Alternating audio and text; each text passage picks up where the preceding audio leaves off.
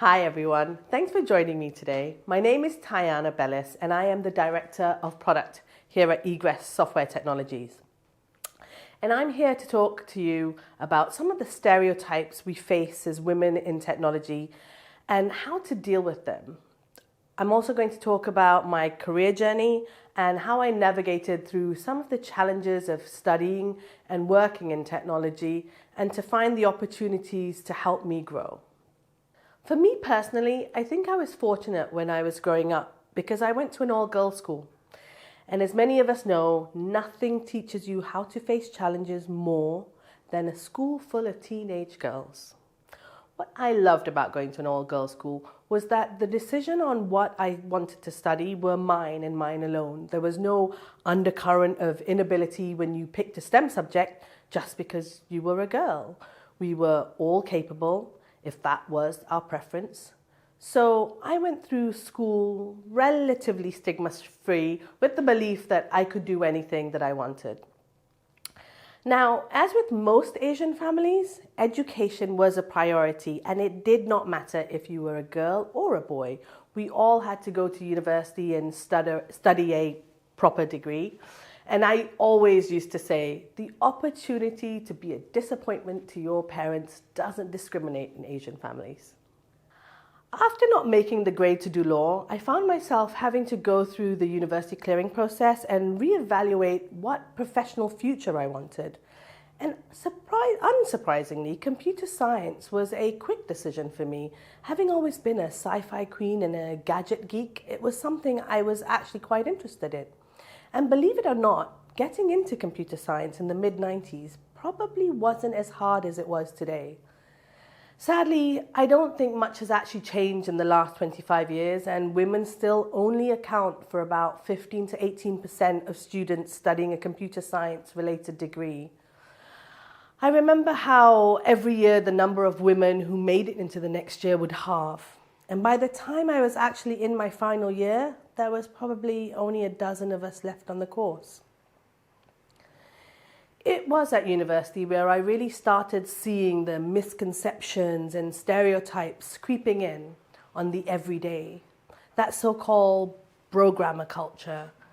I've never been partial to coding, it's not my thing, I still don't like doing it. I've always preferred more analytical subjects of computer science.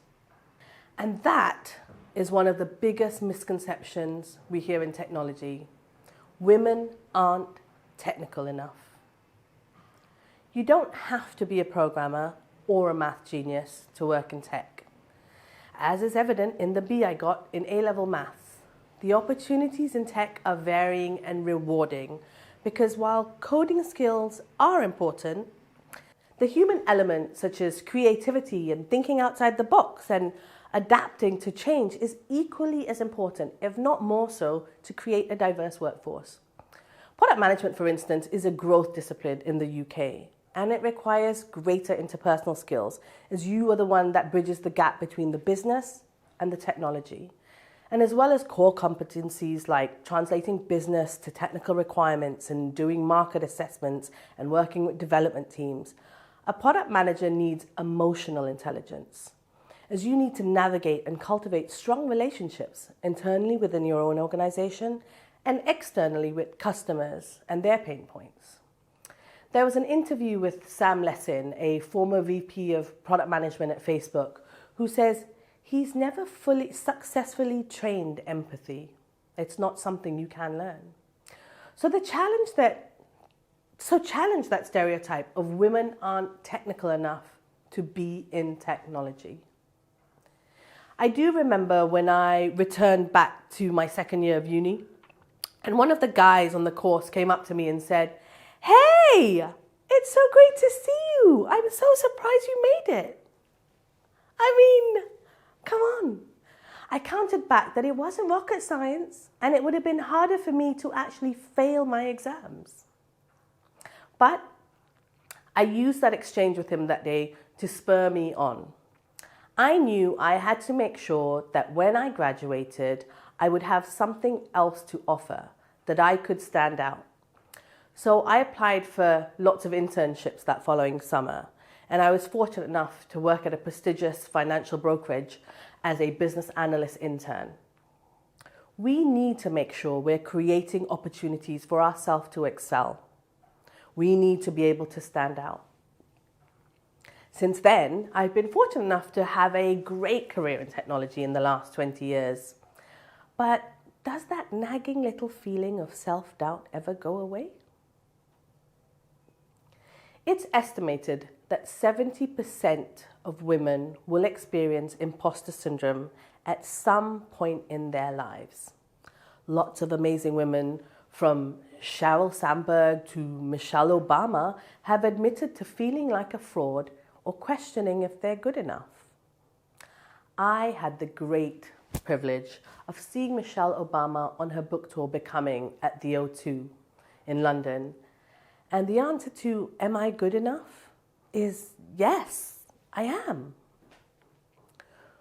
We need to harness that feeling of self-doubt and push us to be better, because if we doubt ourselves, even when we're doing all the right things, we're doomed to always feel like an imposter.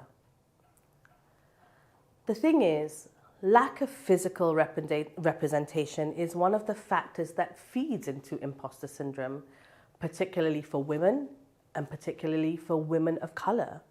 According to a 2019 Lean-In research, women are less likely to be hired and promoted to manager.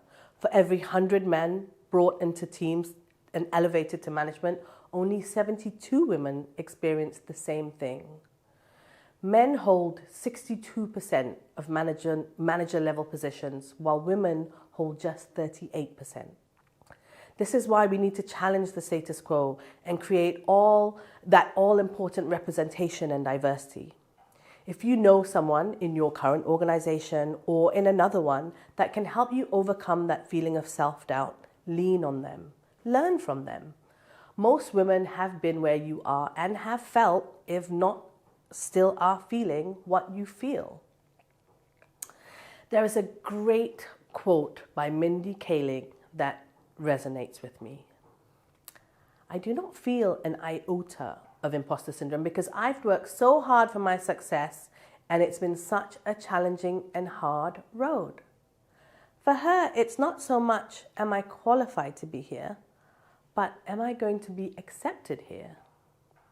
She regularly tweets unapologetically about being questioned about imposter syndrome and how a woman must pretend she does have imposter syndrome or she risks looking arrogant. I love her tweets. I love Mindy.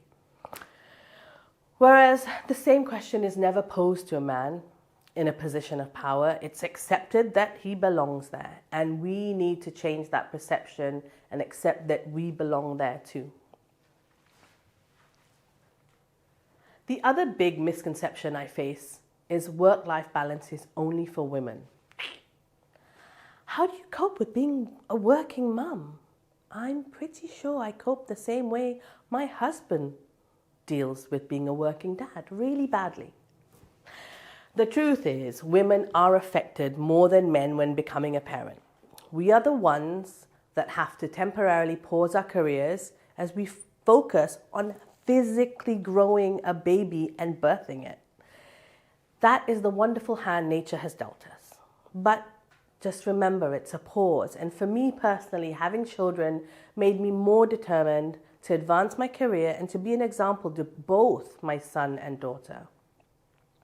I try not to take the stereotype as a negative thing, and instead I use it to motivate myself and hopefully inspire other women, particularly younger ones who haven't yet started on that journey of motherhood, and to show them that it's normal to be a working mother. It is the norm.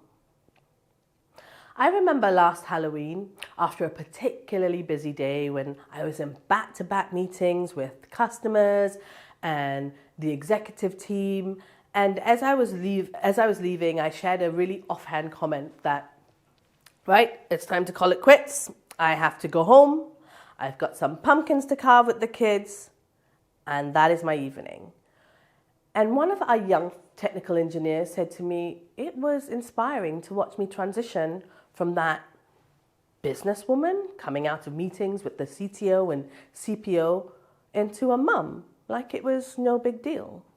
And the thing is, we are multifaceted. And I'm glad to be able to pass that on to the next generation of women. 41% of women leave the tech field within their 10th year, compared to just 17% of men. Why is that? Work-life balance applies to both men and women. My husband also works in technology, and we are both equally caring and raising our children together. Do I have to do more of the cooking? Sure, but I love cooking, so it's okay. I'm sure he loves taking out the rubbish and clearing out the gutters, but them the cards we dealt. My advice is make sure you're always making conscious decisions. I'm not lucky to have a husband that can take care of the kids. I choose to be with someone who knew that he would have to take care of the kids and support my career as I support his. Working in technology actually affords us the luxury of being able to work remotely, to have a work-life balance.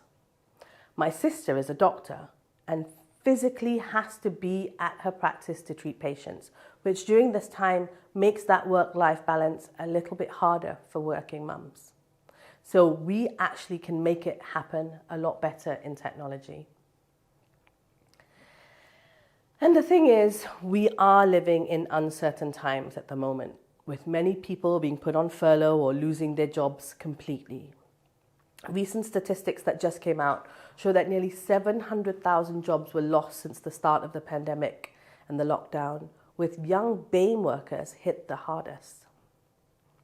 I personally have been put at redundancy twice in my career, both times at the same company, a large enterprise organization that regularly goes through redundancy cycles when they restructure. The first time I was put at risk, it was expected. It was a recent restructure and everybody knew it was coming. But what was unexpected was the fact that I was 8 weeks pregnant with my first child and facing redundancy. I was surprisingly calm when I received the news. I was told there was only going to be one role in the team going forward, and the two of us had to reapply, but that there was going to be a 90-day consultation period before a decision was made, in which time I could apply for other roles within the company. I had been there a few years and had made many friends and built a great network with my colleagues. When one of my stakeholders and colleagues had heard the news, she immediately reached out to me. She said, "I can't believe it, but it's great news because I've recommended you for a role in my department." 2 friendly interviews later, and the day after my 12-week scan, I was offered a more senior position to the one I had, with the knowledge and acceptance that I would eventually be going on maternity leave in 6 months. I actually had 2 babies while I was in that role. My advice is never underestimate the power of building your network and the opportunities it can bring you. Other women champion women, so lean on that network. Be sure to use all the resources you have at your fingertips, like LinkedIn, and reach out to your network at work. There are tips and tricks to ensure your profile gets the traction it needs. Don't be shy. The second time I was put at risk, it was also expected due to another round of restructuring, but this time I was ready to go. I wanted a new challenge. I wanted change. And this gave me the perfect opportunity to do that. I was actually able to take a few months off work and spend time with my family, take improv and stand-up classes, and I really think about what I wanted to do next. I wanted a role with the sense of purpose. Ending up at Egress was actually quite serendipitous.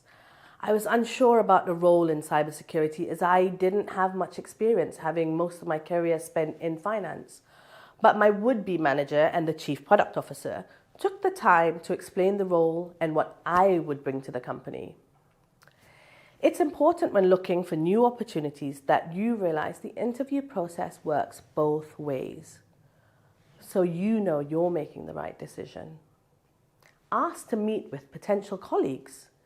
This is probably more important now during the pandemic when we're not able to physically be in offices and meet people. And this will work in your favor in multiple ways.